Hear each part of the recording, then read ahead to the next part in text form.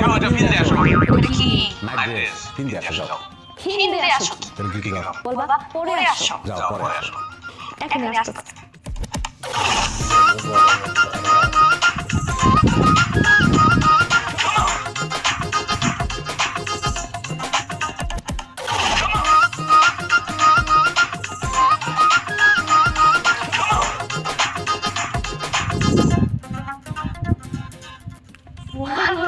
তোমার তো সেই লাগতেছে